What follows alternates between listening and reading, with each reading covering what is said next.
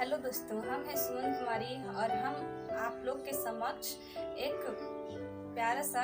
राम जी का भजन लेके आए हैं। सुनाते हैं। के लगाविला राम राम कोलिया के जनी बुआयनार अर के लगाविला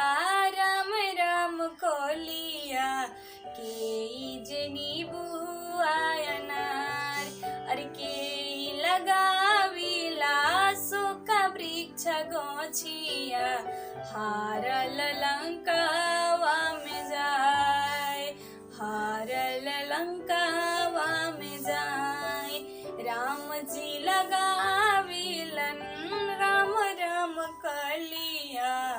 लक्ष्मण नीबुआयनार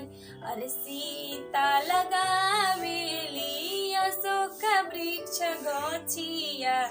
हारल लंकावा में जाए चलत डगरिया जब चलली सुपनेखिया चली भैली राम के पास अरे कोई न लेहू राम जी हमसी विवाहवा हमरा से के सुंदर बा हमरो त बाड़ी सुपने खा सीता हो सुंदरिया चली जाना लक्ष्मण के पास कोई डले हूँ लक्ष्मण हमसे विवाहवा हमरा से के सुंदर बा हमरो त बाड़ी सुपने खा उर्मिला हो सुंदरिया चली जाना भैया के पास दिहता हुक्मवा भैया नाक कान कटती भेजी दिहते लंकावा के ओर राम जी हुक्मवा दिहले लक्ष्मण कटले नाक कान भेजी दिहले लंकावा के ओर चलत डगरिया जब चलले सुपने खिया चली भैली रावण के पास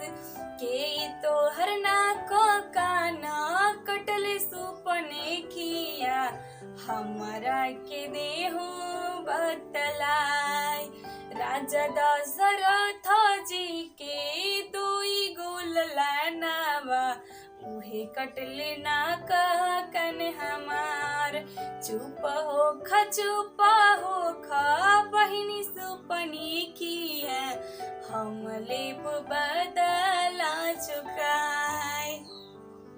इसी तरह के भारतीय भोजपुरी गीतों को सुनने के लिए हमारे चैनल को सब्सक्राइब कीजिए और इसमें जो भी कमी हो उसे कमेंट में ज़रूर बताएं। ये वीडियो अगर आपको पसंद आए तो लाइक करें। धन्यवाद।